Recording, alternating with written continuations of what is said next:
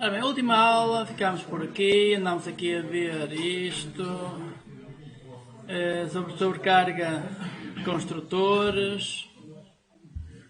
Os construtores podem ou não ser públicos, vimos isto.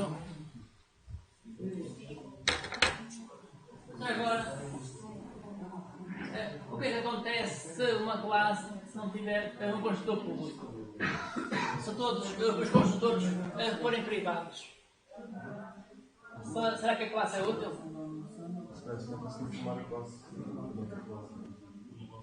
Portanto, não se podem criar objetos, para já. Portanto, se os construtores forem todos privados, não se podem criar objetos. Portanto, isso às vezes é importante. Isso às vezes é importante. Existe um padrão de projeto, que é o singleton, onde o construtor é privado e depois existe um método que devolve um objeto criado internamente. E assim só existem objetos daquele tipo.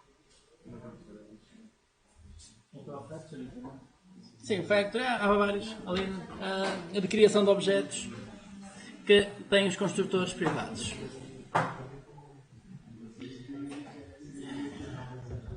Portanto, o construtor é o método tem o mesmo nome da classe, não devolve nada. Portanto, podemos ter vários construtores. Um construtor pode chamar o outro construtor, que é isso que temos aqui, dois pontinhos disso. Portanto, é chamar o construtor de cima. Portanto, aqui o importante é que, independente de qual é o construtor que é utilizado, portanto, ao criar o objeto faz new, portanto, ao fazer new, eu posso enviar mais valores ou menos valores, quer dizer, posso estar a chamar um construtor ao outro. É importante que ambos os construtores façam a mesma coisa, ambos os construtores iniciem as variáveis todas. Não é, por exemplo, aqui assim, eu posso chamar o construtor que recebe só o preço. O que acontece neste caso? A variável preço é atualizada e a variável ano fica o valor por omissão.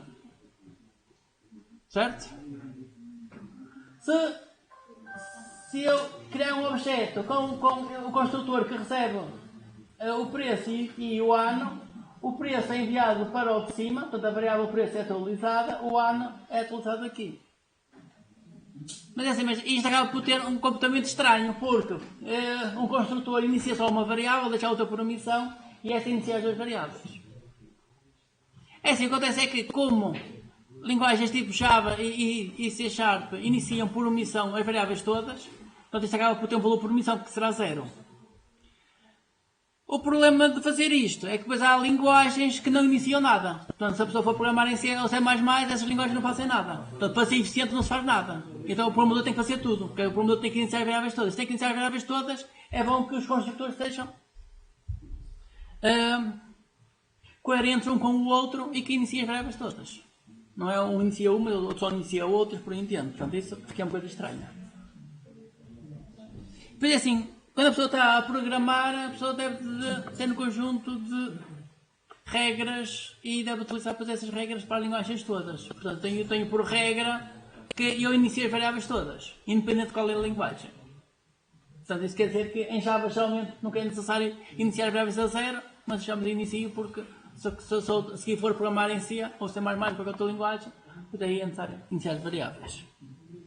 Portanto, depois a mudança de linguagem é mais simples.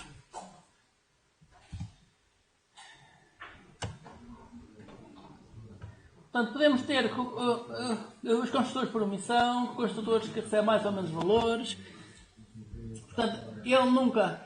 Até agora é assim, isto aqui... Ter essas variáveis públicas, portanto, isto aqui funciona mais ou menos tipo as propriedades, só que as propriedades são coisas diferentes. Enquanto que uma variável pública, a pessoa pode, portanto, tem acesso à variável e pode colocar lá o que quiser, numa variável pública. A propriedade, portanto, tem a sintaxe de uma variável pública, mas já é um método getSet.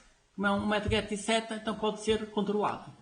Porque a ideia dos setters é validar os dados. Portanto, nós não queremos que a pessoa coloque na variável o valor que lhe apetece. Os dados têm que ser validados. Portanto, isto Portanto, é recomendado nunca fazerem, colocar variáveis públicas. Portanto, se isto fosse uma propriedade, colocava-se público, mas como não é propriedade, são variáveis, não se coloca.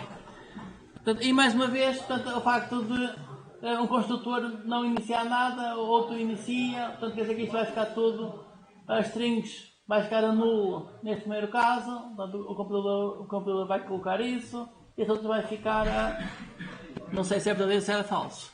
Portanto, agora eu não sei qual é o valor por omissão quando a pessoa não coloca nada. Então, assim, esse é o problema, que é os valores por omissão às vezes mudam de linguagem para linguagem. Portanto, nem todas as linguagens o valor por omissão é o mesmo. Mas se o valor por omissão não é o mesmo, portanto, a ver qual é o resultado disto é uma coisa estranha. É preciso ir a ver a especificação da linguagem ou então experimentar.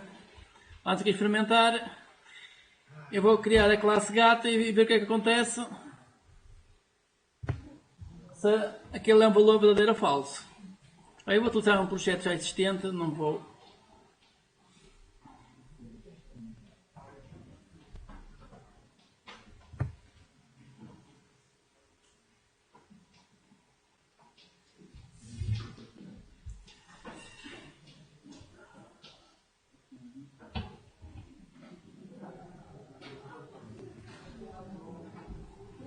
Se eu aqui fizer, tem uma classe, agora faz aqui private boolean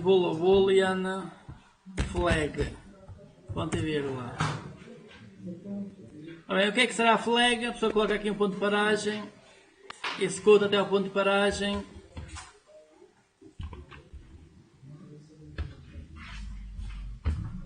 E agora verifica qual é o valor.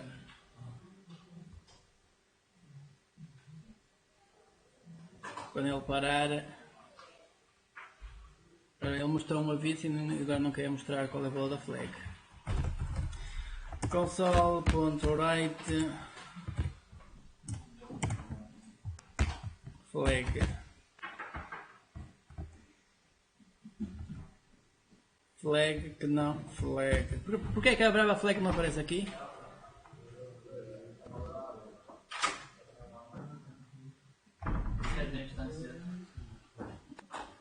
Que é uma variável de instância. E então como é que isso se resolve? E o método é estático, muito bem. A questão é essa. Portanto, um método estático só acede a variáveis estáticas. Porque quando eu chamo um método estático, eu posso chamar o método sem existir objetos. Não há objeto, não há variáveis. A solução aqui seria colocar a variável estática. E agora aqui já consigo aceder à variável.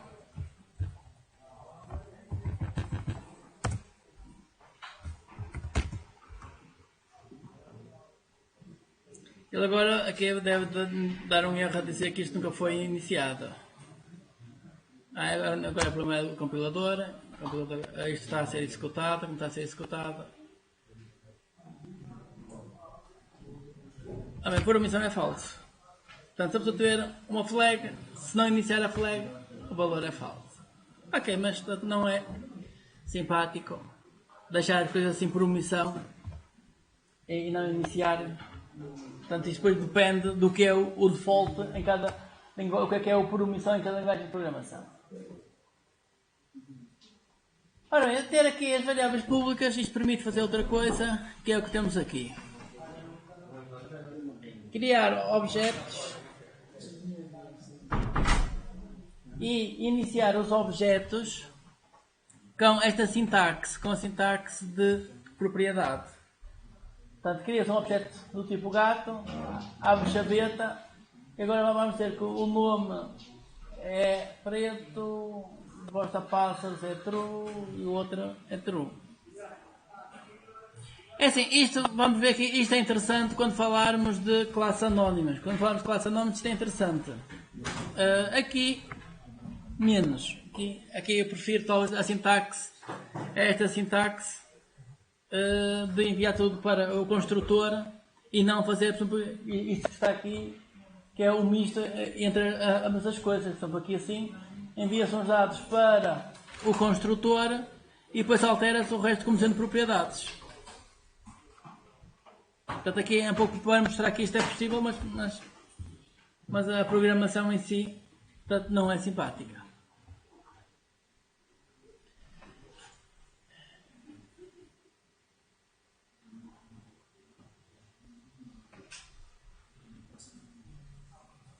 Agora aqui nos apontamentos há aqui uma outra grelha, uma grelha, uma delas é esta aqui assim. Portanto, a linguagem C# tem uma palavra reservada, que até tem um nome diferente, porque assim as palavras reservadas, há vários tipos de palavras reservadas. Há umas que a pessoa pode utilizar como nomes de variáveis e outras que não. Há palavras que depende do contexto. Dependendo do contexto, a pessoa pode ou não utilizar a palavra reservada. E esta é uma delas. Portanto, a palavra não é valor, mas é value em inglês. Portanto, a palavra value é uma palavra que em certos contextos tem um significado especial. Então o que é que acontece? Aqui assim, portanto, nós temos aqui a definição de uma propriedade. Portanto, temos uma variável para guardar o valor e temos aqui a propriedade. Portanto, uma propriedade não é mais do que um get ou um set ou um get e um set. Portanto, as propriedades têm uma sintaxe semelhante a utilizar uma variável pública. Portanto, as propriedades têm uma sintaxe. Portanto, quando vocês vão à janela de propriedades, para alterar as propriedades, aquilo parece que está a alterar variáveis. Mesmo depois no código, vocês fazem ptn.exit.text, text é uma propriedade igual e alteram o texto. Ou obtêm esse valor. Portanto, vocês podem utilizar a propriedade, mas as propriedades é um get e um set. Quer dizer, podemos ter propriedades só de leitura, quer dizer que só tenho o set, só tenho o get. Propriedade só de escrita, quer dizer que só tenho o set, ou então de leitura e escrita tenho os dois. Ok? Portanto, uma propriedade é isto. Então, temos aqui a declaração de uma propriedade, o nome da propriedade é preço atual, e aqui temos então o get e o set, quer dizer que esta propriedade é de leitura escrita.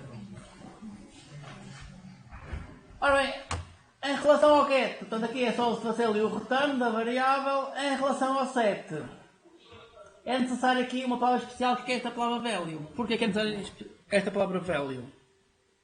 Vamos aqui, eu vou aqui copiar isto. Eu vou colocar isto aqui só numa classe ao lado. Tirar ponto de paragem. Só que está aqui um bocado confuso. Para tornar isto mais simples, vou colocar uma classe aqui ao lado. Edit new class. Adicionar adicionar uma classe. Adicionar uma classe. O nome não é o melhor, pode ser, mas posso manter o nome, a ação.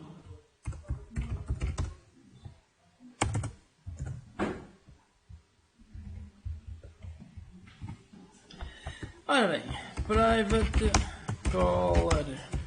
color, as propriedades color using system.drawing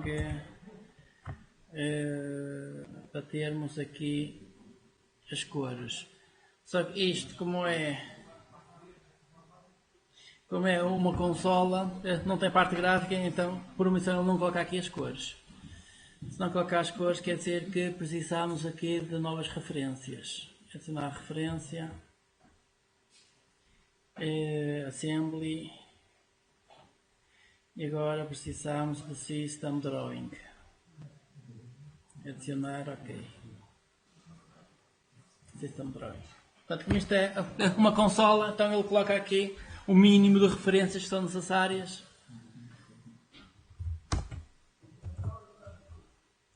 Color, eu vou chamar back color, ponto e vírgula. Aqui vou colocar a variável com letra minúscula.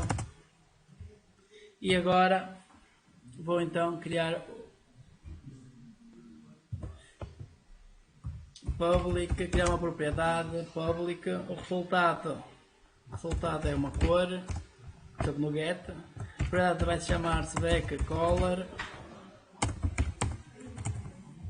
Agora aqui dentro da propriedade posso criar o get.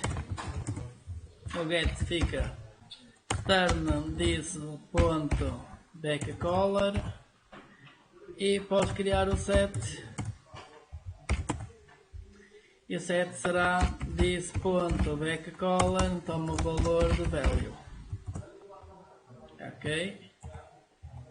Vamos ver a utilização disto. Por exemplo, tem aqui, eu vou criar um método aqui em baixo, posso criar um método cá em baixo.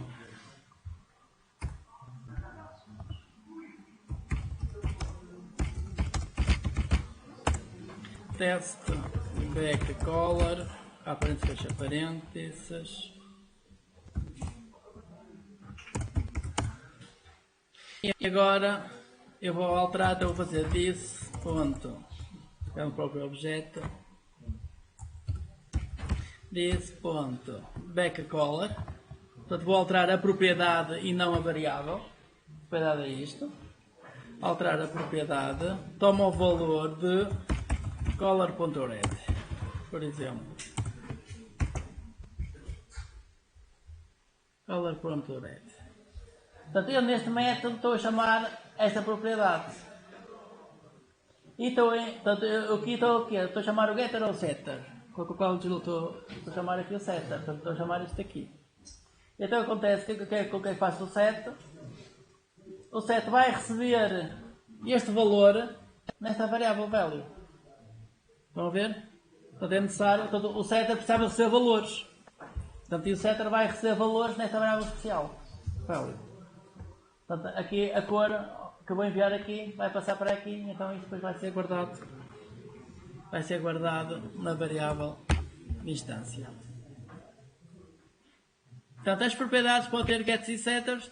Quando vocês vão à janela de propriedades, portanto, na verdade ele faz isto e além disso depois vai ao botão e altera a cor de fundo. Portanto, tem que fazer mais coisas do que isto. Porque vocês quando alteram a janela de propriedades querem pelo um resultado. Portanto, quer dizer que ele guarda os valores e vai logo aplicar alguma ação. Além de validar valores. Claro. Ok. Portanto, isto está visto, propriedades. As constantes, de uma forma geral, são públicas, podem ser estáticas. Portanto, isto é igual às outras linguagens de programação. Pode avançar-se. Construtores estáticos. Construtores estáticos.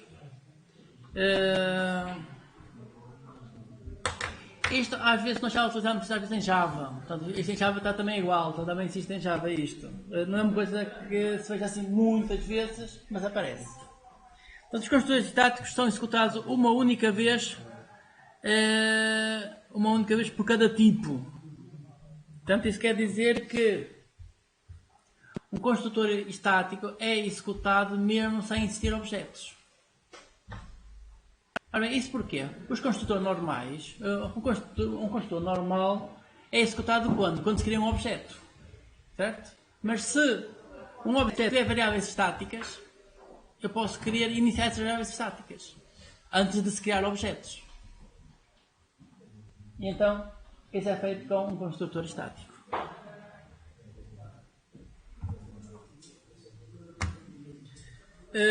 Ok, temos aqui um exemplo. Pronto, o exemplo não é o melhor, mas ignoremos este exemplo. Portanto, aqui a ideia do exemplo geralmente. Portanto, isto sendo um construtor estático, portanto, um construtor é um método, igual aos outros todos. Portanto, um bocadinho especial, mas rápido é um método. Portanto, se é um método estático, só pode aceder a métodos estáticos e da própria classe, não é? Da própria classe, só pode aceder a métodos estáticos e a variáveis estáticas. Portanto, geralmente, os construtores estáticos são úteis para iniciar variáveis estáticas. Porque as variáveis estáticas podem ser umas constantes ou não, podem ser outras coisas. Então, para iniciar essas variáveis estáticas, utiliza-se um construtor estático. Portanto, que é aqui, este caso, construtor estático, portanto, não é geralmente bem pesquisado no ecrã, mas é para iniciar variáveis estáticas.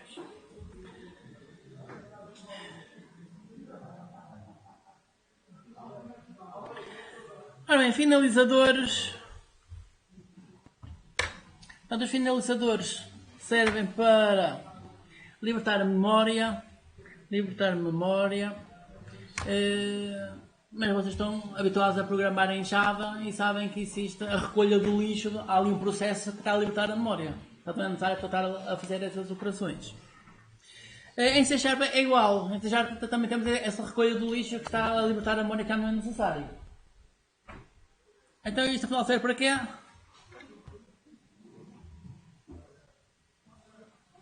A linguagem C# tem um misto entre o Java e a linguagem C++. Portanto, na linguagem C++, o programador é que reserva a memória e tem que libertar a memória.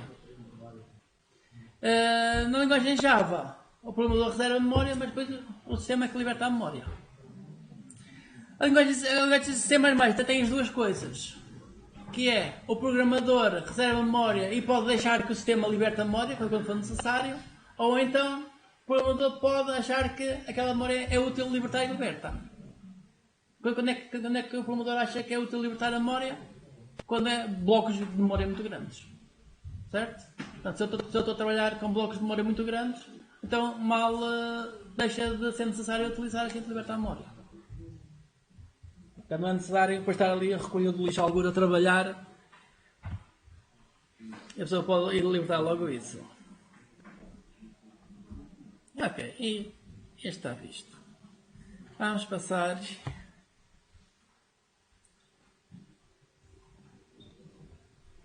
aos apontamentos seguintes. Que a ideia é, portanto, a pessoa mais ou menos recapitular aqui a sintaxe. Portanto, os conceitos, vocês, muitos deles, já aprenderam no Java. Portanto, aqui às vezes há coisas que mudam um bocadinho. Então vale a pena recapitular isto. Ora bem, mecanismo de herança. Portanto, geralmente, a programação orientada a objetos, portanto, baseia-se nestes três pontos importantes: encapsulamento, herança. Portanto, encapsulamento, capacidade de esconder os detalhes das implementações. Portanto, é uma coisa, o método esconde o detalhe do que está dentro. A gente, quando tem um método, sabe que o método recebe um conjunto de parâmetros e devolve um certo valor. Portanto, não é importante como é que depois o método inteiramente é implementado. Portanto, desde que o método funciona, dê o resultado certo, muitas vezes pode ser implementado de muitas formas diferentes. A herança permite criar classes à custa de classes já existentes. Portanto, isto é importante. A pessoa não está sempre a fazer as coisas de raiz. E polimorfismo, forma de tratar objetos de tipos diferentes de forma semelhante. Portanto, isso nós já vimos em programação orientada a objetos, ou a antiga P2, quando tínhamos herança, podemos ter uma variável do tipo de cima e que recebe objetos dos tipos de baixo, todos. Portanto, por exemplo, de um tipo abstrato, a gente cria um array ou uma lista de objetos de tipo abstrato e depois utiliza objetos de outros tipos que derivam do tipo abstrato. Portanto, isto é importante, tanto que é a capacidade de tratar objetos diferentes de tipos diferentes da mesma moda, da mesma forma. Ora, os modificadores já vimos, mais ou menos isto. Ora bem, na herança, portanto, de uma forma geral, quando uma classe herda outra, herda o quê? Herda os métodos públicos. Portanto, esses métodos passam a pertencer à classe de baixo. Portanto, se eu faço herança de uma classe, se eu não fizer mais nada, a minha classe é igual à outra. Portanto, vista de fora, tem os métodos anteriores. Portanto, isso permite que a pessoa adicione métodos para o processo de herança às classes já existentes, modifique o seu comportamento e nesse processo de herança, portanto, a pessoa recebe todos os métodos públicos, portanto, ficam públicos da classe, da subclasse. Agora aqui existem estes termos que é superclasse, que é a classe de cima, que é a subclasse, que é a classe que herda os métodos da outra. Portanto, a superclasse é a partir de onde nós estamos a herdar. Estamos a herdar de uma superclasse, depois a subclasse então pode alterar os métodos, adicionar novos métodos aos que já existiam na superclasse. Portanto, neste processo de herança, portanto, é importante perceber que todos os métodos públicos da superclasse pertencem agora à subclasse. Se a pessoa quiser passar mais informação, tem que passar essa informação com o estado protegida, protected. Portanto, todos os métodos protegidos da superclasse podem ser utilizados na subclasse. Todas as variáveis protegidas também podem ser utilizadas. Portanto, as variáveis protegidas, métodos protegidos. Para quem cria objetos é como se fosse privado. Portanto, fica escondido. Portanto, o protected, isto, portanto, é utilizado principalmente para passar informação no processo de herança. Portanto, isto fica escondido para quem olha de fora, mas no processo de herança a gente consegue enviar mais informação. Quer dizer que a classe que vai ser derivada, portanto, essa classe vai ter todos os métodos públicos mais acesso aos métodos protegidos e às variáveis protegidas.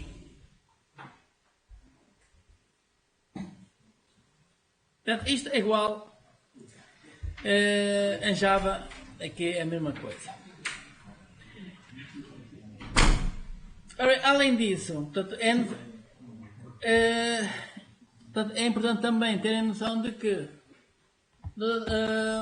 de igual forma como é feito no Java, a herança é simples. Isto é, uma classe só herda de uma classe. Porque isto? Porque, por exemplo, em C++ e muitas outras linguagens de programação temos heranças múltiplas.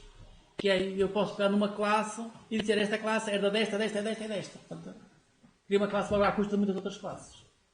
Então recebe logo os métodos públicos das outras classes todas. Portanto, aqui não. Que a herança é simples.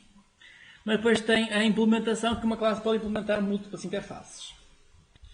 Aqui um exemplo de herança, temos aqui a classe property, ou propriedade, tem um nome e tem aqui um passivo, depois temos as ações que herda a anterior, portanto como isto é tudo público, quer dizer que no processo de herança é tudo passado, quer dizer que esta classe de ações tem o quê? Tem o nome, tem o passivo e tem o número de ações. Depois casa herda de propriedade. Então quer dizer que esta classe vai ter estas variáveis, hipotética, vai ter aqui o passivo e vai ter tudo o que estava aqui.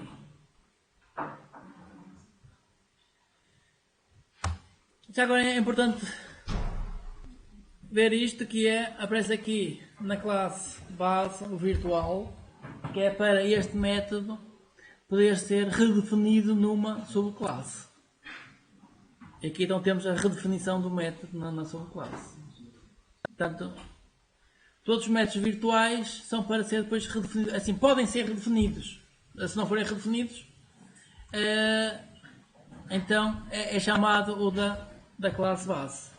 É a mesma coisa que quando vocês criam uma classe, vocês podem redefinir o método toString. Se não redefinirem, é chamado o método toString da classe object. Se redefinirem, é chamado a própria classe. Apesar de a referência poder ser para esta classe de cima. Portanto, nós temos uma referência para uma propriedade, mas na verdade o objeto é uma ação, ou o objeto é tipo casa. Se o objeto for de tipo casa, apesar de a referência ser para a propriedade, depois se o método estiver redefinido, o que é chamado é o método redefinido. Ok? Portanto, isto em Java é igual, ou mais ou menos igual.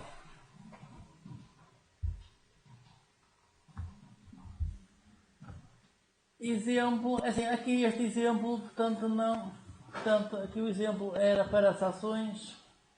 Para as ações, quer dizer, recebe o quê? Recebe, portanto, a classe, que esta classe, um objeto desta classe vai ter esta variável, o número de ações, vai ter o nome e vai ter o passivo. Assim, isto acaba por não ser o melhor exemplo, porque aqui o exemplo importante é ter um objeto do tipo ações, mas ter uma referência para... Deixa-me só ver, ter uma referência para a propriedade. Portanto, o importante aqui ver era isso. Eu vou copiar aqui este código. Posso colar logo isto aqui em baixo. Isto copia lixo. Se eu copiar isto copia lixo, não é? É. Sim. Isto vai copiar lixo. Portanto, aqui o que temos é isto. Notepad.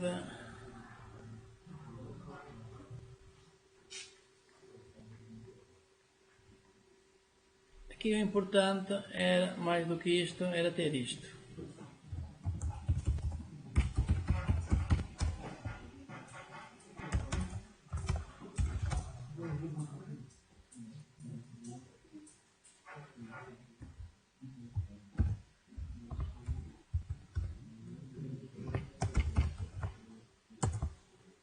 E agora fazer p ponto, vai ver o nome do método, p ponto passivo, vou chamar aqui passivo, isto é virtual, sim, mas em vez disto, o melhor sempre era isto aqui, casa, o melhor exemplo é isto, e agora faz p ponto passivo. Ok, então vamos olhar aqui para este exemplo e perceber afinal. Portanto, este posso tentar reduzir aqui.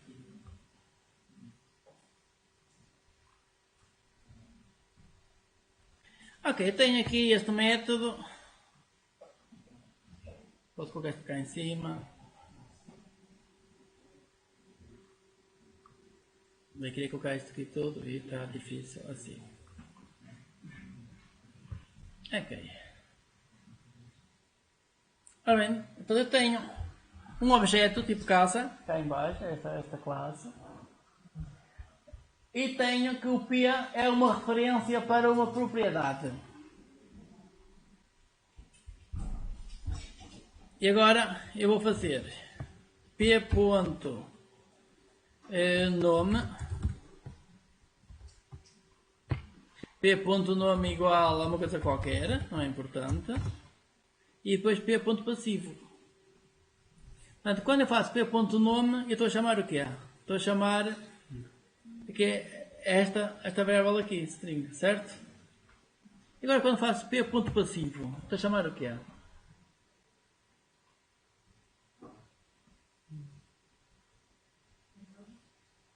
É assim, pode ser isto ou pode ser isto. Certo? Pode ser um ou outro. Pode ser um ou outro. Ora bem, neste caso, eu estou apesar de a referência P ser para o tipo de cima, eu estou a chamar o de baixo. Porquê? Porque isto é virtual. Se isto não fosse virtual, estava a chamar o de cima. Vamos ter atenção a isso. Portanto, se esta propriedade, se isto não fosse virtual, eu estava a chamar, como a referência era para cima, estava a chamar isto de cima. Mas como o meta é virtual e ele é redefinido, então aqui eu chamo de baixo. Agora, se em vez disto, eu fizer antes isto. Ora bem, propriedade. Pois, não é no outro caso, nem há dúvida, porque só há um. Se eu em vez de casa fizesse ações, o nome era este de cima e aqui o passivo é qual? Também é de cima. Portanto, aqui, como a classe ações não redefine aqui a propriedade passiva, a única que existe aqui é só de cima. Ok?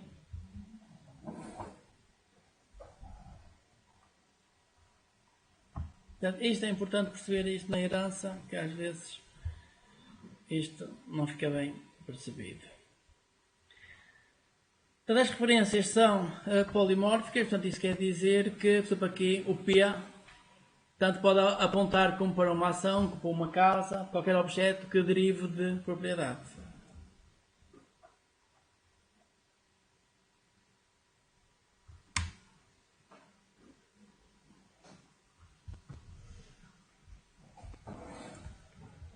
Bem, vamos ver as conversões. Portanto, as conversões pode ser upcast ou downcast.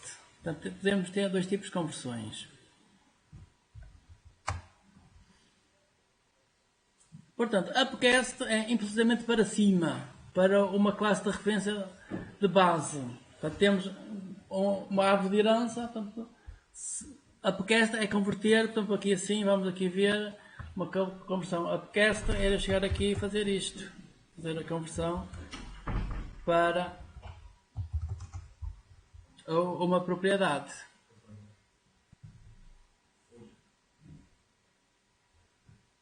Portanto, estou a converter um objeto para, se queria colocar aqui as duas coisas uma da outra, para um tipo em cima em termos de herança. Ou então pode ser feito para downcast. Downcast, que é o inverso. Portanto, em vez de fazer o cast para cima, é fazer o cast para baixo.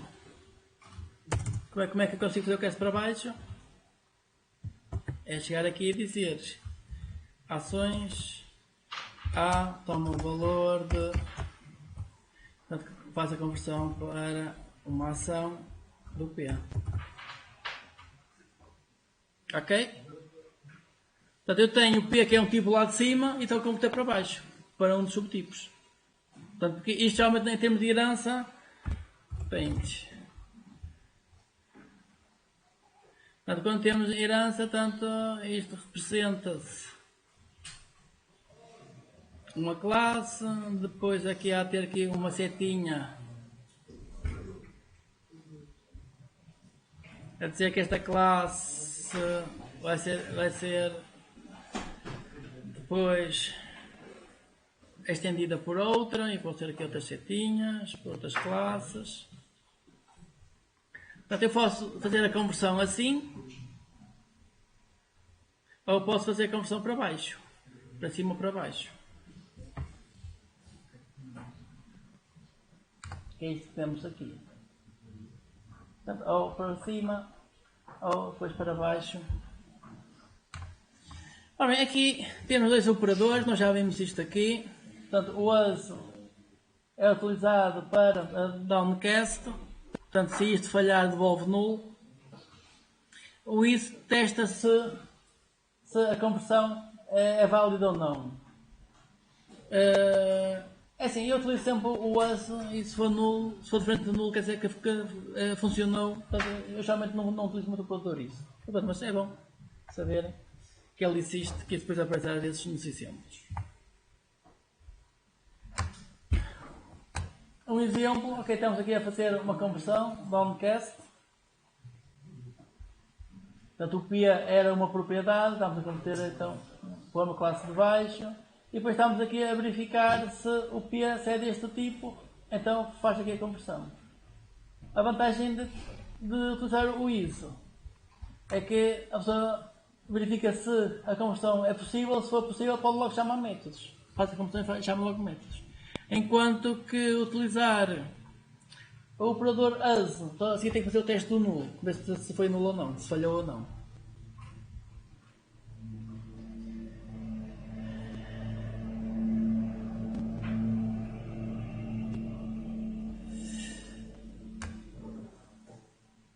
Assim, há coisas que são muito importantes, eu vou tentar só explicar as coisas mais importantes. Portanto, quando temos herança, já me existe uma classe base. Portanto, e é necessário a classe que está a herdar, que chamamos construtores da classe base. Portanto, isso porquê? Porque geralmente portanto, quando temos uma classe, essa classe herda de outra, essa herda de outra, acaba por ter uma coisa muito grande aqui no processo de herança. Portanto, é necessário chamar sempre os construtores, senão há ali blocos de código que deixa de ser executado. Então temos aqui a palavra base para referir à classe base. Exemplo, um construtor que recebe um valor, envia o valor para a classe base, portanto já está a chamar o construtor, portanto, neste caso está a chamar isto construtor, mas pode ou não ter um bloco aqui de código. Ora bem, tipo objeto, boxing e unboxing, portanto, também é um tema importante. Portanto, o boxing é converter um valor para uma instância de um tipo. O que é isto? Isto é, quando se faz isto, na verdade o que ele vai fazer é ele vai pegar no número 4 e cria um objeto do tipo e coloca lá o 4. É por isso que a pessoa faz isto e faz 4 pontos não sei quantos. Pode logo chamar métodos associados. Se eu aqui fizer isto, int x toma o valor de, em vez de int faço logo string, x toma o valor de 4. Posso fazer isto? É um inteiro, não posso fazer isto. Mas como 4 já é um objeto, posso fazer ponto toString e já me logo métodos. Ok? Isto porquê? Porque é que eu posso fazer isto devido a isto, ao boxing. Então, automaticamente é feito o boxing das variáveis. Se eu depois fizer ao contrário,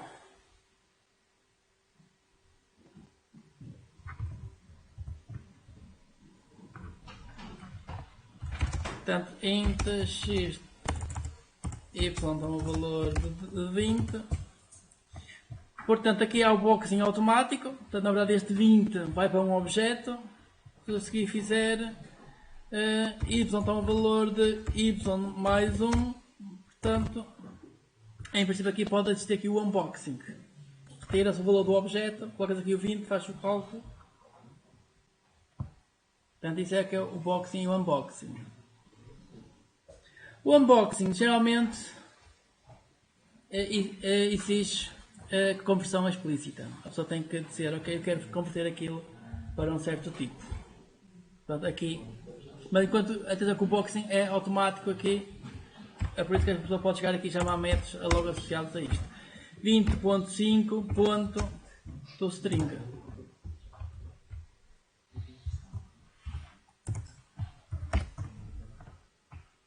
ToString, eu aqui que é uma string. Estão a ver? 20.5.toString. Super válido. Super válido aqui. O método toString é semelhante, a classe object tem aqui os métodos todos virtuais, é por isso que a pessoa pode depois redefinir estes métodos. Interfaces, isto é semelhante ao que se faz em Java, portanto podemos ter várias interfaces e depois as interfaces podem ser redefinidas, podem ser implementadas pelas classes. As interfaces, depois o nome da classe, dois pontos, e depois aqui vem a lista de heranças e de interfaces, tudo separado por vírgulas. Portanto, isto é igual ao que fazem em Java, as interfaces têm que ser depois implementadas na classe. Tabelas. Tabelas, assim, isto é um nome que eu prefiro a palavra array e não tabela. Portanto, isto é semelhante ao Java, daí não ainda entrar em muito pormenor. Isto é válido no Java, portanto, muitas vezes faz isto em Java, que é cria-se um array e dá só aqui os valores todos, quando a dimensão é igual à dimensão do nome dos elementos que se dá aqui. Ora, enumerações. Enumerações, isto também existe em Java, aqui de forma um bocadinho diferente. Portanto, as enumerações servem para criar um conjunto de constantes dentro do nome. Portanto, por exemplo, as cores é uma enumeração. Se eu quiser color, ponto, qualquer coisa, isso é uma enumeração. Vamos aqui ver. Se eu fizer color, ok, então o símbolo até é diferente. Isto é o símbolo das classes, isto é o símbolo de classe. Ele diz aqui, isto tem uma estrutura, a cor tem uma estrutura. Enumeração deve ser isto aqui assim, isto deve ser uma enumeração, isto. Está aqui uma enumeração, a enumeração é isto. Console color. Portanto, isto são enumerações. Portanto, isto como são constantes, a pessoa faz ponto, o que é que tem aqui? São constantes. Portanto, uma enumeração é um conjunto de constantes dentro do nome. Portanto, em vez de estar tudo no espaço global, portanto, as coisas realmente estão dentro de nomes. Portanto, o Java aqui também até tem coisas bem diferentes. As enumerações em Java podem ter lá métodos para iniciar, fazer conversão. Por exemplo, como converter depois a enumeração entre inteiros e strings. Portanto, ali, a enumeração em Java também já é uma coisa complicada. Portanto, a vantagem da enumeração geralmente é que, por exemplo, se eu tiver se eu estiver a trabalhar com produtos, depois os produtos têm um tipo. Em vez de eu escrever que o tipo é 1, 2 ou 3, utilizo uma numeração. Portanto, na verdade acabo por utilizar números, mas em vez na programação, em vez de aparecer o número 1, aparece uma enumeração, uma constante, que é muito mais simpático para quem está depois a ler o código.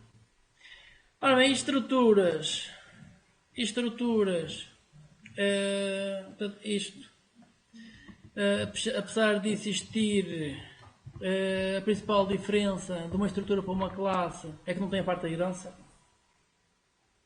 De resto, é muito semelhante a uma classe. Eu quando ensinava C++, realmente apresentava a estrutura, que é um conjunto de variáveis, depois podia ser adicionar métodos à estrutura e não sei quanto, portanto, acaba por ser uma coisa muito parecida a uma classe.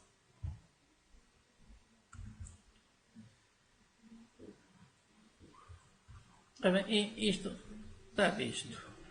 Só que as estruturas são passadas por valor, não? Estruturas. É assim, como uma estrutura. É assim, a estrutura pode ser passada por valor ou por referência.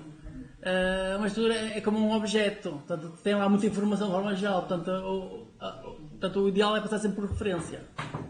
Portanto, ninguém passa a dizer por valor. Se calhar omissão até pode ser, porque eu por acaso não sei qual é o valor por omissão. Tem assim, mas hoje em dia já quase pouco se passa por valor. O problema do valor. Porque é assim, a estrutura permite o quê? A estrutura permite definir um tipo à custa de outros tipos. A classe faz a mesma coisa.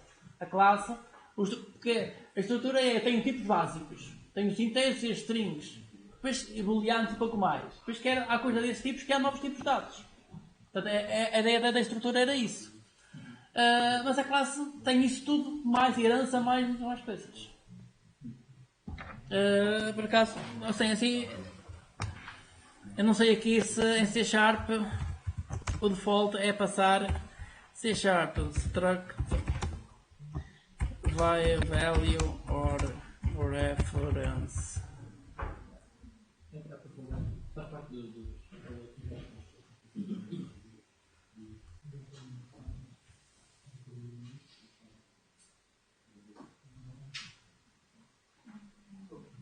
Sim, você vai para as partes dos valores, é. Portanto, por omissão isto é passado como um valor.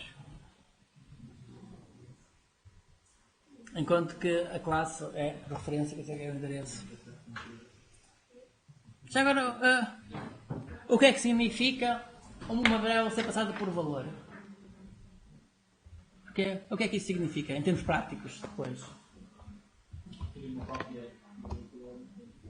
Significa que quando se envia uma variável para um método, portanto o que vai é uma cópia do valor, vai o valor, então uma cópia do valor. Ao ser uma cópia do valor, quer dizer que se a pessoa depois no método alterar a variável anterior não é afetada. E além disso, quando sempre que se chama um método, existe uma coisa chamada pilha de execução, que é onde estão os parâmetros dos métodos. E se a variável for copiada por valor, quer dizer que estamos a copiar um bloco grande de memória para essa pilha de execução. Quer dizer que perde eficiência aí, ao chamarmos método e passar a informação por valores. Portanto, por passar por referência, faz só o endereço de memória. Passar por valor pode ser copiar um bloco de memória. Ok? Ora bem, aqui depois, aula 14. Portanto, estes apontamentos. Isto é o que vamos falar agora na parte prática. Vamos falar um pouco sobre outras coisas. Vamos falar sobre link, sobre funções anónimas, por aí em diante. Delegate, long expressions, por aí em diante. Ok, da aula teórica é tudo. Obrigado. Está aqui a folha. Assina uma folha antes de sair.